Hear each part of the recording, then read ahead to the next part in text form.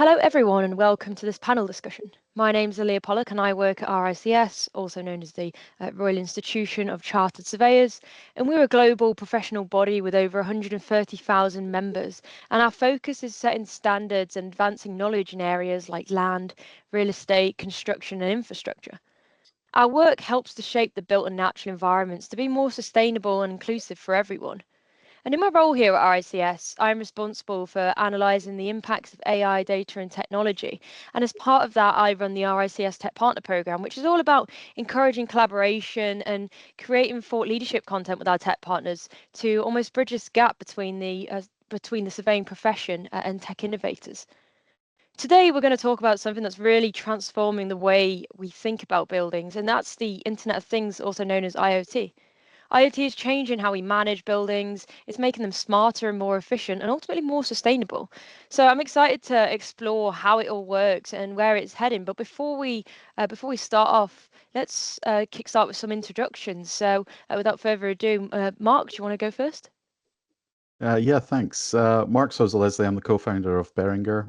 I've been a chartered surveyor since 1995, and I've been working at the kind of intersection of property and data for the majority of my career. I co-founded Beringar, which is a smart sensor business back in 2016, and we deliver smart sensors that provide indoor occupancy monitoring using machine vision, and within the same device monitor indoor environment. And we've been doing that for large clients both in the UK and Europe for the last 8 years. Yeah, so come at this from a background of actually deploying equipment into buildings and watching the world of smart buildings and IoT kind of evolve over that period of time. So excited to be part of this conversation today. Thanks, Mark. Siddharth? Thanks, Aaliyah. My name is Siddharth, and I'm the co-founder and CEO of Eartheon. Eartheon is a digital twin platform, and let me just take a minute to explain what a digital platform does. Buildings generate a lot of data and come with a lot of data. There is structural data of the building, and then the operations of the building and the functional aspects of the building, and buildings generate a lot of data over their entire life cycle. So what Eartheon does is to build data models for the building and help property owners, property managers, and indeed even tenants and so on, create their building performance strategies and manage their building performance strategies over the life cycle of a building. So we take a systems approach. So we combine both the structural and functional and operational data of the building and get into predictive modeling and stuff like that. So we sort of help you monitor the entire life cycle of the building. Thank you very much. Dan? Thanks, Aaliyah. My name is Daniel Barker. I'm a senior director of the real estate division of Node Tech. I'm a chartered planning and development surveyor by sort of background and profession, and spent the best part of 20 years in direct development before moving across to Node and kind of getting into the thick of prop tech and what this means for our sector. So I joined Node a couple of years ago. Node are a specialist designer, installer and manager of backbone fiber infrastructure for in-building connectivity. So we install our Node black box, which is the IP of the business, in a comms room and bring all internet service providers into that box. And then their services travel over effectively Node's network throughout the building to service tenants thereafter. So we kind of form that base build infrastructure of any smart building, and once a building is Node enabled, it gives the opportunity for landlords or asset managers to then layer over as much smart tech as they want, and take benefit of that fiber optic network to run, whether it's sensors or building management systems that require a portal back to the cloud. Node can facilitate all of that. Thanks, Dan. And last but not least, Keith. The best to last. Hi, Ali, and everyone. Good afternoon. Yeah, I'm Keith, and I am the CEO of ScanQuo Software, and I'm also the founder as well. We are a London-based tech startup, and our aim is to become the global benchmark in contract pricing within commercial cleaning. So what's that? It's basically we create a digital twin for you if you don't have it already, and from the digital twin link, You will then upload it into our platform, and it will give you the service level cleaning specification that's needed. And depending on wherever you are in the world, it will give you a cost overhead analysis as well. So it is the first of its kind tech globally, and it's in the AI space, where our AI bot will detect every object, desk, table, and chair that will auto produce the cleaning spec, as I said, and then tag on the cost overhead analysis. So it's bringing science, speed, accuracy, and automation to the contract commercial cleaning industry. So why am I here today is IoT sensors, and this discussion is a topic that's very close to my heart. It is something as a part of our offering. We want to include it to our customers because it is the whole smart buildings ethos, and it is a no-brainer that we wouldn't include it. So that's me. Thank you, bye. Great stuff. Thanks to all of our panelists there for their introductions. So moving on, let's talk about smart buildings and really understand what we mean. So as I previously mentioned, smart buildings are becoming more common and transforming the way we operate our buildings. But what actually makes a building smart? It's not just about having the latest tech. It's about how the systems inside actually work together and connect to make life easier and more efficient. Different sectors like commercial, residential, and healthcare will all have their own take on what really makes a building smart, but ultimately they all rely on certain technologies. So I think it's very important first to really go around the table and see how we all actually define a smart building. So Mark, if you want to start, in your opinion and your experience with smart buildings, how would you explain it to someone? I'd say that, from my point of view, a smart building is a building that can use data that's being produced both within the building and from outside to manage that asset dynamically. The smart building, I guess, comprises, not just the hardware like the sensors that we install, but the physical backbones, the connectivity, the switching, and all of the mechanisms to kind of produce the data and get that to the end customer. So ultimately, as I see it, that smart building is a building that is using data to run itself or to be run more efficiently by the people who are operating it. I think as Mark's illustrated, that is what I would call a smart building. I think there's a lot of terminology in the industry around smart everything, and defining what that is, I think is quite important. I think others around the table may kind of have the same experience, but for me, a smart building is something that has been properly designed from the outset, whereas it, as opposed to towards the end of practical completion, let's say someone has suddenly decided, oh, actually, maybe we should have some sensors in this building, or maybe we should think about connectivity and how that's going to work for occupiers or tenants. And it's not an afterthought. It's right down there at RIBA stage 2-3 in terms of what do we want this building to do when it's complete? How do we want it to function? How do we want management services to work? And designing for that, at the outset, rather than trying to shoehorn it in at the end because it's trendy and everyone's talking about smart buildings without really understanding what they are. But yeah, the kind of the integration of sensors that actually are connected properly and can produce data and information that's useful and reliable from an asset management perspective. That to me is what smart's all about. I like to that as well. It's the whole sustainability in ESG, right? That's attached to running smart buildings efficiently.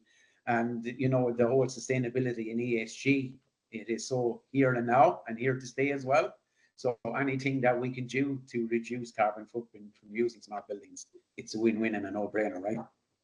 So another way of looking at smart, I was thinking, is something that I will share from what we encounter frequently in our installations and so on. Smart for who? So the operations manager has a very different definition of smart, which is typically in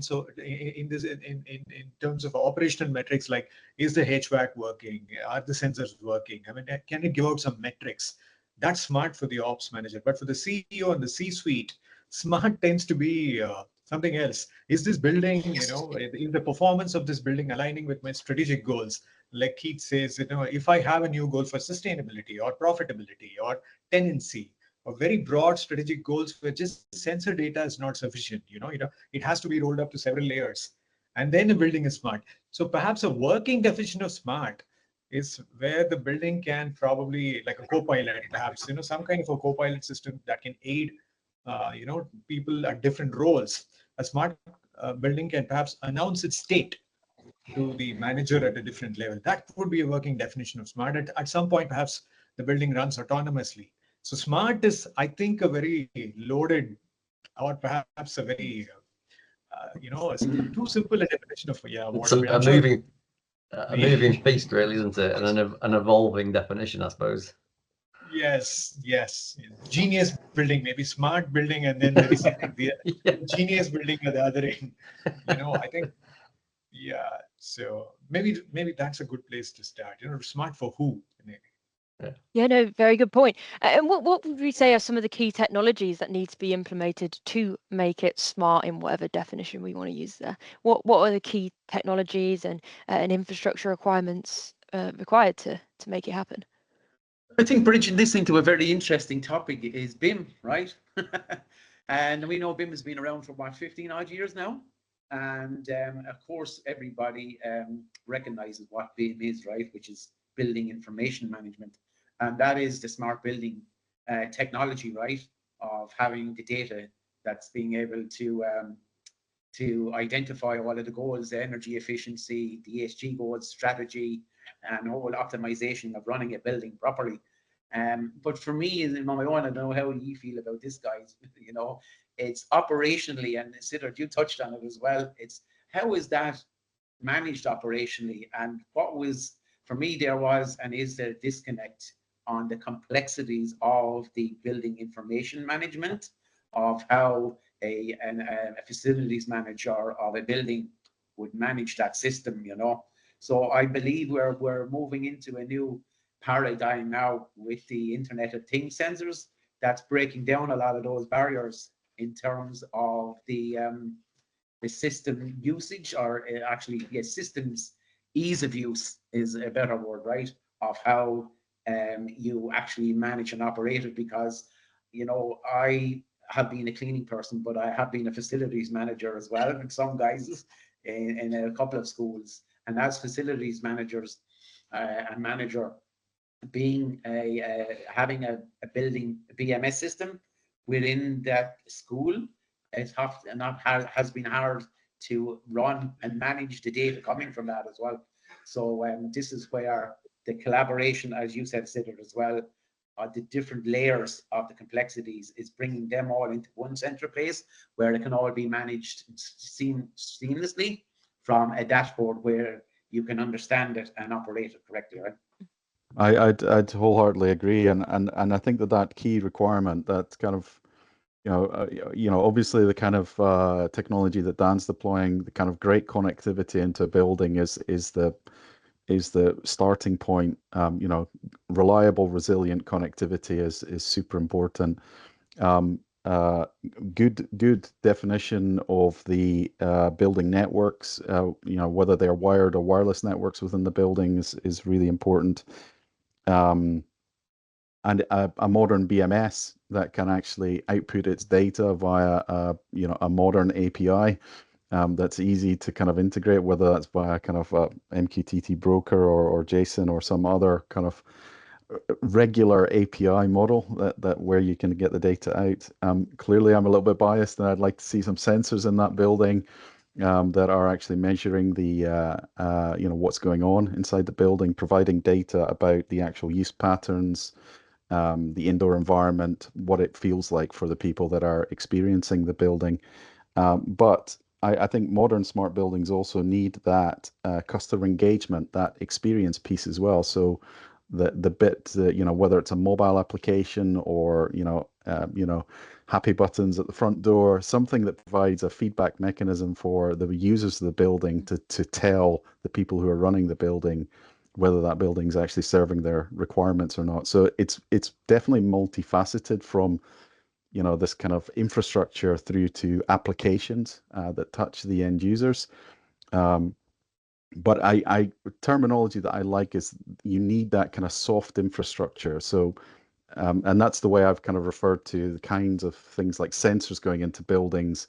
It's a new infrastructure layer that wasn't there before, this soft infrastructure layer that's working on IP networks and delivering data back to people that need it, that can then be interpreted, turned into those insights and recommendations that can allow you to run that building more efficiently. Cool. That was you kind of already answered my question, but I just wanted to understand when we talk about these sensors, what role are they really playing in the broader concept of the smart building? The role that they're providing is that the BMS system is set up to deliver a particular environment within that building. The role of the sensors, I think, is twofold. One is it's to measure if the BMS is the input side of the equation, what the sensors are doing in the building is measuring the outputs. And the outputs are things like, is the indoor environment actually characterized in the way that the BMS thinks it's characterized in? Are people using spaces that the designers hoped they would use in the way that they hoped they would use them? So, you can look at it from the point of view of feedback mechanisms back to a BMS to help the BMS run more efficiently. But sensors overall are providing that feedback mechanism, trying to act as a proxy in some cases for what it feels like to be in the building, so that even if you're not there, you know what's going on. And ultimately providing data that can fine tune the way that the building operates. That's probably the most critical role that the sensors are performing, is that ability to provide insights and recommendations. And then also as well, isn't it, on top of that layer, then it's the workspace utilization of those sensors, right? Because, going back before IoT sensors came in, 4 years ago, you would have a static workplace station, right? And of course, it was pre-COVID as well. And then you didn't really know who was coming in or out of the office and what was the actually optimal utilization of that workspace. And of course, then with having the sensors coming to market, you could then tap into footfall coming in out of the building, and then also utilizing what sensors are people who are at their desks, with the hybrid when COVID come in then as well. The underutilization with the hybrid model, this in the major cities of the world, really expensive office space that it's millions upon millions for large enterprise corporations being able to reduce that office space, and with the hybrid. But now with some of the global companies, again, it's going back the other way. So not only did it have a function 4 years ago, it even has more of a function now, because it was used 4 years ago in the beginning, then was fine-tuned in those last 3 years, and now it's going back to the other way again, now that we have full occupancy in a lot of these buildings again. It's to say, do we either need to increase, or how is that space utilized within the office retail? So it has, from relatively low cost base per se, it has a huge benefit to these large corporations, right? So we mentioned there about the COVID pandemic. When we make it a building smart, how do we ensure that the technology that we use is scalable for any future changes or advancements? I think if I'll jump in with more node sales pitch, but that's kind of the sort of base position that we start from, that this is a piece of infrastructure that goes in the building at day one and is infinitely scalable, until such time as we can deliver signals and connectivity signals faster than the speed of light. Fiber will be the medium of choice for all sense technology, internet service technology, as opposed to copper, which obviously has got limitations as a material, and that's what we're trying to replace in buildings, both from an ESG perspective, but also from that future-proofing perspective. We use a blown fiber tube, which means you can blow a fiber from our comms room to the 30th floor of a building in about 15 seconds, as a comparable to pulling a copper cable through a building, which could take you days. It means even in the event of a fiber becoming damaged in some way, you can replace it straight away. But equally, you can remove redundant fibres. We always build sufficient capacity into the backbone fibre tubes so that, you know, we forecast what we think the building would need, and then at least double it in terms of other things that may come on stream. And bearing in mind that when we forecast what the building might need, it's not just the occupiers and their requirements, but the building management side of it as well. So making sure there's sufficient capacity in the fibre tubes for building management services effectively to run along. If you get that right at day one, and it is as expandable and upgradable in that way without having to make wholesale change to the fundamental infrastructure, then, you know, it's our view that the building is prepared for at least its life cycle, but probably actually has the capability to extend its projected life cycle. So yeah.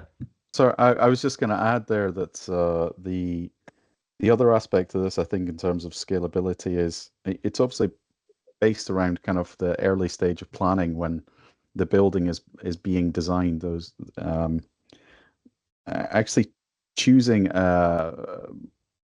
technology that can be updated and upgraded is really important. You don't want to buy technology that is already, let's say, last generation technology, and with IoT in particular, the kind of the new requirements around devices having to be able to be upgraded, security patched, monitored and maintained is vitally important. But that plays into that scalability question as well.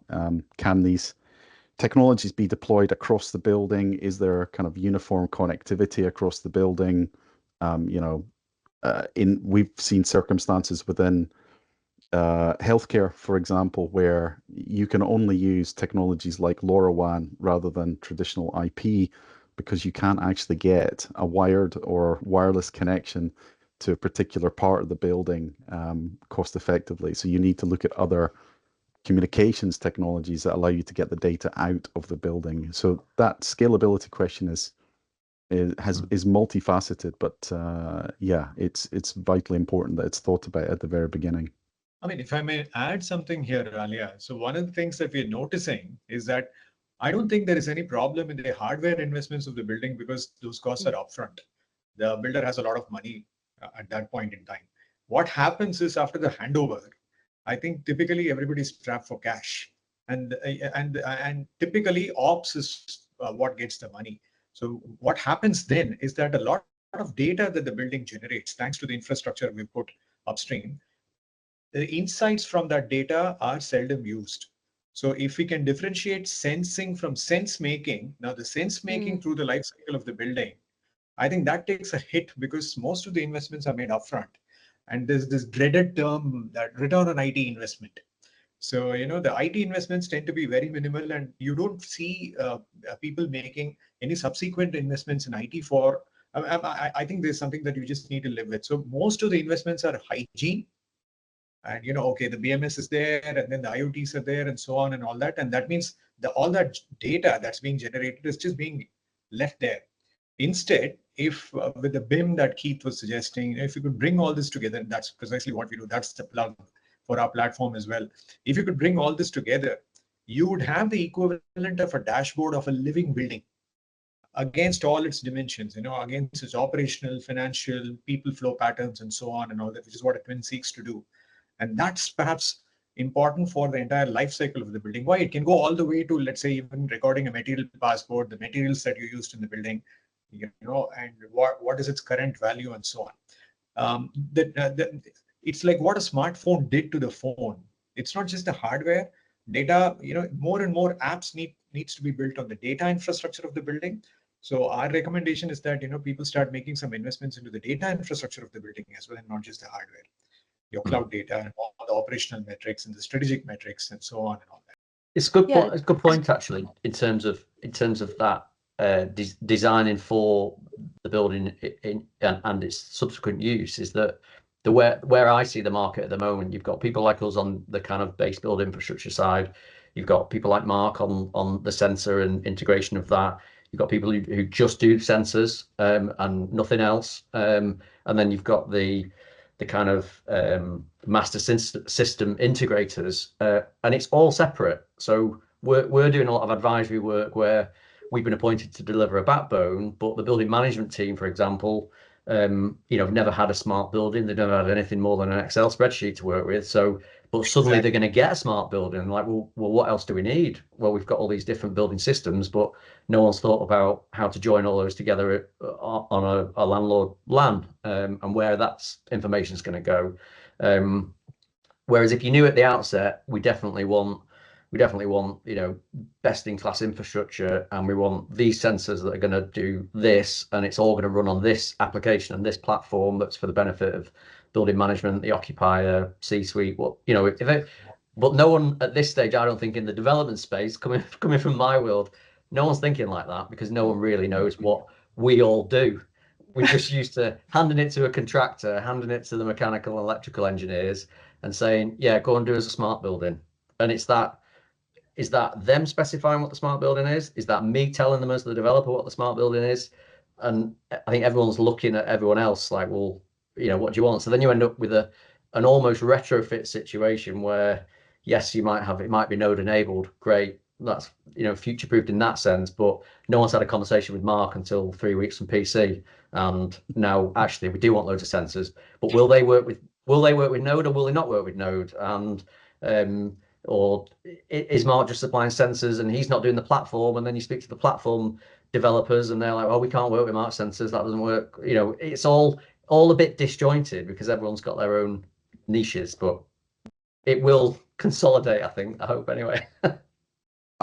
Sorry, I was going to say one really important topic that we haven't talked about, and it's been something for IoT in real estate. It's really important, and it's the choice of connectivity and the way that you power these devices. And this has been a kind of a real,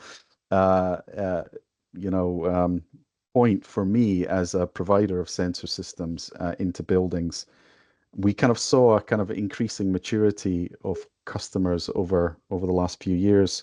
The ones that have kind of investigated IoT using kind of wireless battery-powered sensors, positioning them around the building, making sure that they can collect data from them and integrate, various data systems. But having a strategy for a smart building, that means that you're going to become reliant on operational data that's got to flow all the time. That choice of connectivity, I think, is vital. So we're seeing customers going nowadays for powered devices that are using IP networks, so whether wireless or wired IP networks, to get the data back, because what they want is the reliability and resilience from that sensor network, because it's now data that's powering some of the decisions that are being made by their BMS or being made by other systems that they've adopted. And it's critical, I think, for customers to understand, like I have that conversation with them, that if you choose to go down a route, let's say of low-cost sensors that are battery powered and easy to deploy, you will get a solution that will work very quickly, and the data will be, great quality. But what you're also creating is a maintenance challenge for yourself further down the track. You may be also creating a data reliability issue further down the track. So there's got to be a balance there between getting up and running quickly, getting data that you can use from an operational standpoint, but also just having an eye to that kind of security, resilience, and reliability in the long term. And how do we really balance that need for all the constant data collection and then the concerns over connectivity disruptions? Well, we've seen the majority of new buildings that are being specified, certainly the cases that we're working on in large cities in the UK, smart buildings are now being specified with what they're calling smart enabled, with a smart systems backbone already deployed inside the building. Whether the client is deploying sensor technology or not, at the very beginning, the backbone and the infrastructure is there to allow them to be deployed. So it's something that's happening already at that early planning stage in these smart buildings. But network considerations are important as well. We talked about landlords and tenants. Landlords sometimes are deploying networks into buildings that sensor operators like ourselves are using, customers are often not so happy about having sensor networks touching their corporate networks. So you've also got to have an eye to those sorts of challenges where how do you get the data out from an occupied space within a multi-tenanted building when that occupier won't let you deploy on a wired or wireless network inside their building? So you've got to have a solution for that. It's not a one size fits all. You have to have a solution like being able to use networks like LoRaWAN, where you can use radio rather than fixed IP networks. And those solutions have become incredibly robust and reliable. So there are solutions out there that can account for these different scenarios. It goes back to what I was saying earlier on, that kind of early stage planning for the connectivity that you need is so critical, because as Mark sort of highlights, you can see the problems that you're going to have if it's an afterthought when suddenly it's decided that they want some sort of smart integration, but it's not been considered at the outset. How we've had it before, where we've done the structured cabling, the backbone, sorry, and then they've got building systems and they've got a main contractor, but no one's actually done the structured cabling between where we are and where their systems are, and there's just this scope gap in the design team because the architect's not designing for it, the M&E's not necessarily designing for it, there is no master systems integrator. There's us on connectivity, and we can deliver and hand off a bandwidth all day, every day to whoever wants it. But then it's someone picking up, that gateway back to the cloud and the system that needs to be joined up to service that gateway. So it is so critical. But I've got to say, I find it's often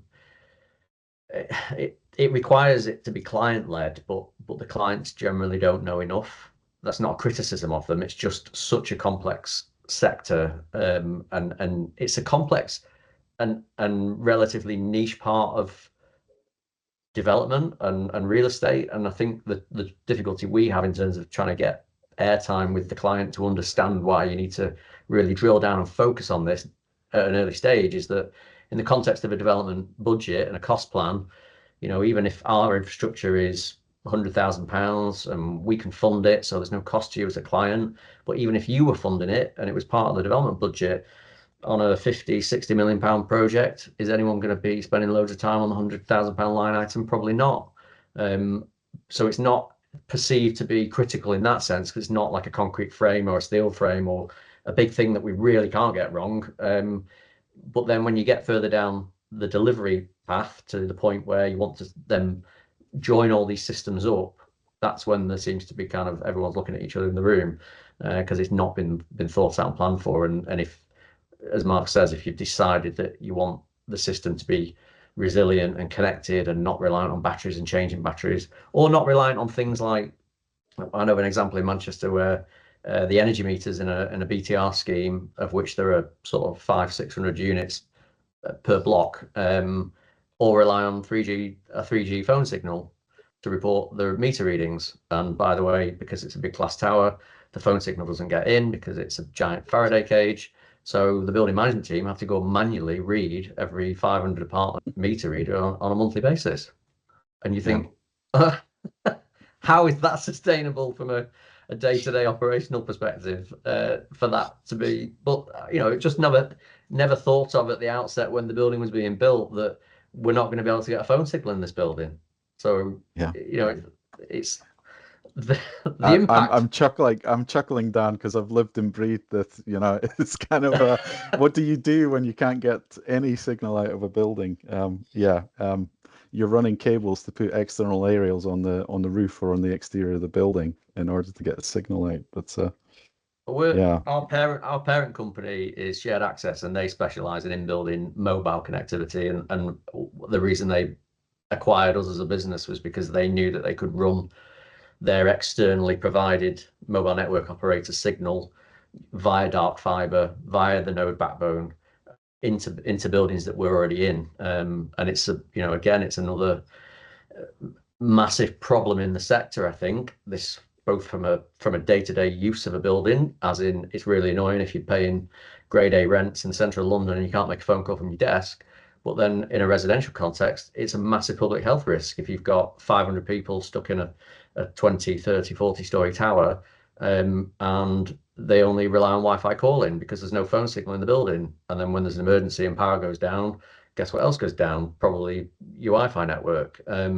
So trying to engage with the developers and get a kind of deeper understanding of why this stuff is so critical and needs to be integrated from the project at day one is, the daily challenge for us, and probably the same for a lot of people around this table.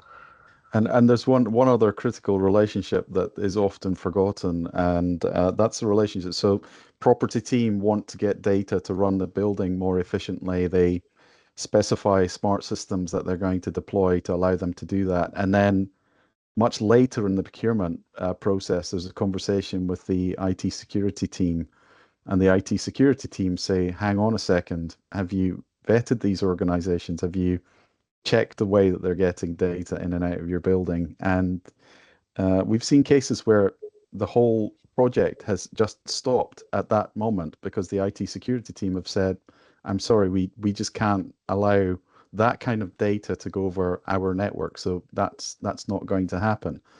So that, I think from a property professional standpoint, I think we've got to be recognizing that the IT team and in particular the IT security and compliance team, they've got to be engaged early in the process, discussing with them the kinds of things that you're trying to do, the kinds of technologies that you might want to be using, so that you can get the early steer about the do's and don'ts, what kind of connectivity is allowable within our organization and what is not, because that could vastly change the procurement process and the type of equipment and service providers that you engage with. So I'd say keep the IT security team close when you're deploying smart building technology. Yeah, so how do you address issues like device compatibility when it comes down to integrating IoT into existing buildings? Well, our experience has been that the kind of the compatibility is really driven by good, well-documented APIs. At the end of the day, getting the data from whatever system to whatever system is and to do that as easily as possible is the kind of the most important thing. So, well-constructed, well-documented APIs, application programming interfaces between systems is really the critical part. And just to pick up on what Dan said, that many clients are starting with the point of view that they've seen an end point. They've seen a system that they would like to use as the operating system for their building, and what they're looking to do is to bring data into that solution from multiple standpoints. So it could be sensors, it could be access control systems, it could be elevator systems, it could be security systems. All of those systems have got to talk with that chosen platform. There are protocols that are in place like MQTT, and MQTT makes it very easy to move data between systems. It's a very robust approach. But equally, you could have direct connections from IoT equipment directly into a platform. So using things like IP networks or LoRaWAN networks to get data directly into those platforms and integrate those sensor technologies or those system technologies as part of the platform. So many of the platform providers will have existing integrations, customer equipment they've already worked with. That makes it easy. But I'd say overall, the integration effort is never as big as people make it out to be. That's not the issue. The issue is picking a platform that's right for your business, picking technologies that can serve the right data that you need to make that platform work, and let the issues about the plumbing be a secondary concern, because the plumbing can always be fixed. Do we ever think that these buildings ever collect too much data, and when this happens, how do people manage all of this vast loads of data being collected? It's about channeling it out in the right ways. Sorry. Well, I could definitely talk to that. I don't think you could ever have too much data. What you can have is a lack of data skills and analysis skills, or a lack of tools that can be used to analyze the data. So the data isn't the issue, or the volume of data isn't the issue. The issue is often posed this way: is what are we going to do with all this data? Where actually the correct question is what are the questions you're trying to answer? What are the problems you're trying to solve? And then what data do I have, and how can that data help me solve the questions or the problems that I have? So volume of data is a new phenomena for our industry. We've not been used to working with anything that goes beyond, one sheet of a Excel worksheet. So now we're working in millions or billions of rows of data. We need data skills and tooling that allows us to work in that environment, and some of that knowledge about how to apply ourselves to the questions and the problems that the data could help us solve. And also as well, isn't it, with the there's so many different silos within the sectors of IoT and sensors, is who do you pick, or what, I think because there is so much selection out there in the market, who is the best provider to deliver these different type of systems of integrations of what you need from sensors as well, right? So, and I do believe, because it's such a new sector per se, even though like it's been around for a few years, it will consolidate, and there will be a lot more, I believe, mergers and acquisitions of smaller companies into the bigger ones to give a more expansive, comprehensive offering, right? Than having, because I'm fairly sure, I'm confident that there's companies out there that have five or six different service providers of sensor technology, different types, and they're not integrated. Whereas you can seemingly get it all into one platform where they're using five or different six platforms, and that consolidation piece is what I'm leading to it. In fact, I just, since we are on the topic of data standards, I just wanted to go back to what Keith said a little while ago about the BIM adoption, which is a very important data standard by itself. And you will find that BIM adoption is non-uniform, for example. Some countries have adopted it with gusto, and it's generally non-uniform, and the tools tend to be mostly proprietary and so on and all that. Now imagine if we think of BIM as the HTML equivalent, and buildings had adopted BIM, and let's say all the buildings in the world have BIM by now, we would already be in the metaverse, in my opinion. So, and so while we speak of MQTT, like Mark says, and so on, I'm afraid the BIM adoption and their extensive use in the life cycle of the building hasn't been so extensive. So there's a lot that needs to be done on BIM adoption as well, particularly with legacy buildings and so on, where the floor plans are not even available. So I think BIM also needs to be a very important consideration, and people should start adopting it as a data standard. And that's probably the key point, isn't it? That it's not the volume of data, it's whether that data can be used easily, and standards are the key to using the data easily. So the more companies like my company that produce data, the more that we follow standards and we output in standards, the easier it gets for that interconnection of systems, and much faster for customers to get those answers to those questions that they really want answered. Well, we've spoken there about, data being in silos, data quality, data standardization. What do we all think when it comes down to transparency of data? Especially when it comes down to, say, landlords and tenants, for example. So we've got a smart building that's collecting all of this data. And then ultimately there's these issues around data ownership, who really owns this data. So yeah, what's all of your thoughts on that? How do we go about addressing this challenge, and what are the challenges? I think for a lot of facilities managers do struggle, or have struggled with BIM, because as I alluded to earlier on 10 minutes or so ago, the complexities about how to operate it.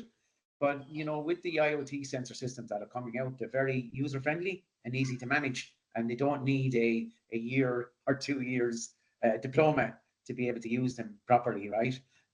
So with tech companies now in the IoT space, they are making it easy, and that's the whole purpose of them, right? Is to have it user friendly. And of course, as well, with BIM, there was always the cost factor, or the business case, or the ROI, and the ongoing cost of using the system, which is why expensive and extensive, right? Whereas these new platforms that are coming to are cost effective, or indeed if they're cost effective on the basis that the ROI business case stacks up. Because as Daniel said earlier, you know what? Once the systems in a new building are integrated to try and upgrade different, it's just a total different ball game, because you have to go back into the building after it's set up to try and recalibrate, move on from there. My understanding of Mark will probably be able to confirm or deny this, but my understanding of a lot of the data that is actually captured is kind of anonymous data anyway. Like, it's not useful from a privacy perspective anyway. It's not really useful data, other than telling you elements of the building's performance. But from a kind of occupancy user data, it's not really. I don't think there's any concerns around privacy and who should therefore own the data if it doesn't really tell you anything. Is that accurate, Mark? Or yeah, it is. No, certainly the data that's being produced from the majority of IoT sensors is anonymized data. We certainly don't return anything that would fall under the sort of purview of GDPR from any of our devices. But I think the usefulness of the information, as the industry gets a bit more sophisticated, I think that this is going to be a bit more of a pressing question, because landlords and tenants have never been always the friendliest of relationships. So knowing that, for example, a tenant is a landlord, a landlord needs to know what's going on in a tenant's space, because the tenant's part of their scope 3 carbon calculation. There's got to be some data sharing that goes on between them. Questions arise about what data gets shared, and what can that data, once shared, what can it be used for? And I think these are still extremely open questions. I don't think that we've matured to the point where we've actually had enough cases where this has been crystal and that everybody understands the lie of the land. But it's not far away. Some some landlords are already working very closely with their tenants to kind of create that combined carbon footprint picture for their buildings. And regimes like LL 97 in New York, where there are penalties for landlords if they exceed carbon budgets, all of these things are going to drive that data sharing through necessity, because no one wants to foot a fine for missing their carbon budget target. Yeah, now we've moved on to the sustainability topic. Let's continue with some questions. So just to put this into perspective, we've spoken about smart buildings in some depth, but now we're talking about sustainability. Does anyone have any examples or have any thoughts on how exactly smart buildings are contributing to energy efficiency and carbon footprint reduction, even in different industries? Has anyone got any examples? Well, I'll have a shot at it. One of the things that we come across, Aaliyah, is that there's a plethora of frameworks that buildings want to report into. Again, it's a mishmash of different frameworks, and that's beyond the obvious things like water, waste, and carbon dioxide emission, and scope 1 and scope 3, and so on, and all that. The issue of sustainability itself is, depending on whether the building is just doing greenwashing or they are actually committed to sustainability, is another big problem. But then beyond the obvious ones like water, like I just said, it's not always clear the reasons for, let's say, a building owner to adopt a certain framework.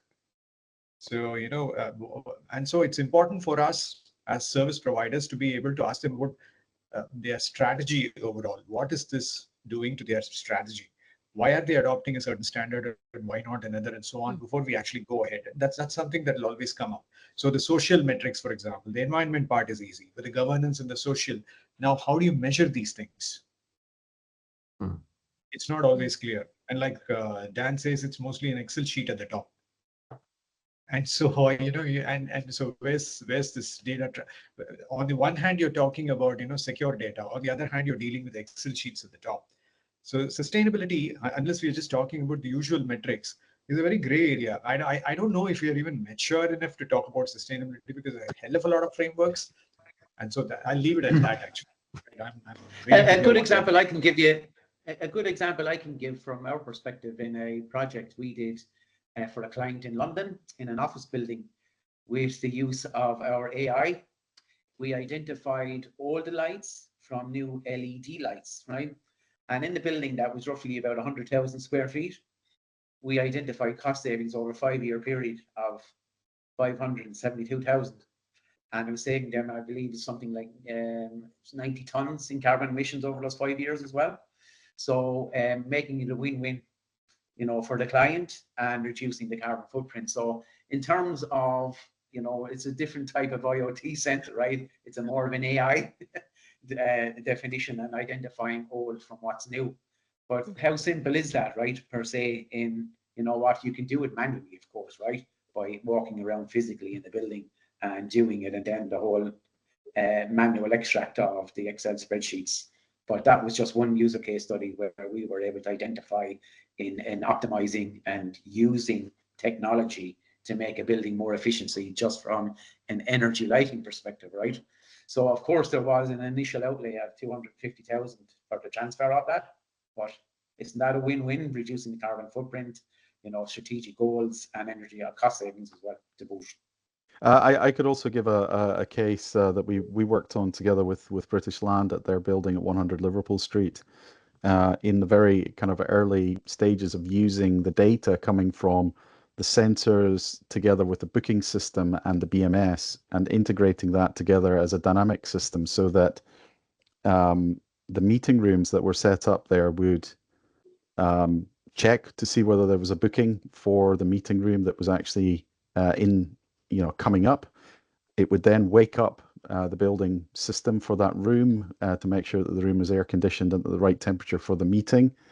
It would then use the occupancy sensor after the meeting had started to detect whether anyone had actually turned up for the meeting or not. And if they hadn't, it would then put the meeting room back to sleep again. That ended up saving them in the little trial that we did for them. It ended up saving them, I think, high 20%, 27, 28% energy reduction, just for the implementation of that dynamic control of the BMS. And I think that's where IoT can really play a part. It's making the building more responsive and more dynamic, allowing you to set those routines based on the data rather than just many BMSs are just running by the clock and the calendar. So move away from clock and calendar to be a bit more dynamic and responsive. It's a good example of that kind of joined up integration of the technology with you know the day-to-day occupational experience of the building. That's the way, you know, the way it should be, really. All buildings should work in that way. Just from our side, in terms of examples of how what we do adds some benefit, because it's a managed solution on behalf of the landlord, it means that we control, you know, the comms room, the riser system, all the fiber backbone.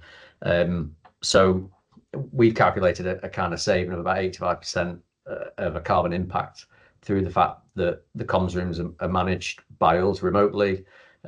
We use a system called iLock, which means we can keep the cabinets locked and we can grant an access code to a visiting engineer from an ISP, for example, so that they can access the comms room in a given time that we give them, which means that we don't have to go to the building to physically be there.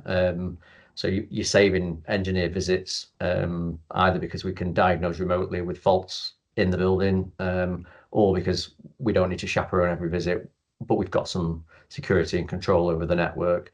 One other bit that we're working a lot with developers is around the sort of the social side of ESG, which is not talked about as much, I think, from a technology perspective, but we're working with some developers who are doing kind of larger master plan schemes that involve quite a lot of public realm. We're writing planning statements for them based on how external Wi-Fi can add to that social integration and cohesion, because effectively you're providing access to the internet on a guest Wi-Fi basis for members of the public who might otherwise not necessarily have access to the internet in their own home. So, you know, there's schemes that have kind of public realm elements, that can be a good way of bringing communities together and using technology to enhance the use of those spaces so that they don't just become kind of dead spaces or a bit useless. There's actually benefit to being there, and technology can drive then other wider community benefits as well. I did want to jump on to one point that you said though, Keith, and forgive me if anyone else has mentioned it, but we hadn't really mentioned AI yet, and we couldn't really have a tech panel without asking a question about AI, could we? So you've spoken about how you're using AI. I'm just curious how we all see the role of AI and machine learning evolving in this smart building space, and with IoT particularly. So one of the uses that we've seen, that's coming up is LLMs. People want almost like a Google-like interface or a chat-like interface for their entire building. So they want to be able to access all the records of a building at any point, whether it's structural or functional. And so that's where AI comes in, because Gen AI, for example, can generate based on this retrieval augmented generation, for example, RAG. It helps you talk about scenarios, or it helps you retrieve the data and summarize the building information in a way that was just not possible before. So this is one way of bringing the silos together and getting a more comprehensive, shall we say, picture of the building than was possible before. That's something that we are seeing happening. Another ask for large property owners, especially people who are looking at, who are managing multiple properties, is, they're beginning to ask if AI can do what if scenarios. Can it simulate, given all these factors, can it simulate? What would my building strategy have to be if I have to, let's say, have an energy savings of 20%, given all the complexity of the building, the scope 1, scope 2, scope 3, and the IoTs and the data and so on. So that's a rising use case, and that's a fairly complex assignment. In fact, as we speak, we're doing one such assignment for one of the REITs based in India, and that's typically this. They're asking us if we can use AI to do a what if scenario. What should I be doing if I want my North Star metrics to be this, given all these metrics? So that's a good great point. Yeah, great point, Siddharth. With the whole generative AI and AI that's currently existing, it's all very generalized, and I believe there does need to be the silos of the training of the AI to be able to do the individual silos that's needed for each of the functions that it needs to achieve. Yes, there's probably some out there, but there's I was at a very senior procurement supply chain generative AI discussion there in London a couple of months ago, and there was a broad consensus that most companies at an enterprise level or whatever sector they were in, they need to develop and build their own, even though there's a lot of great functionality with the current AI that's there. And even from my own perspective, with machine learning in the training for image object detection, it's just not there yet. I believe Microsoft have allocated $2 billion to be able to get there in the next 6 to 12 months.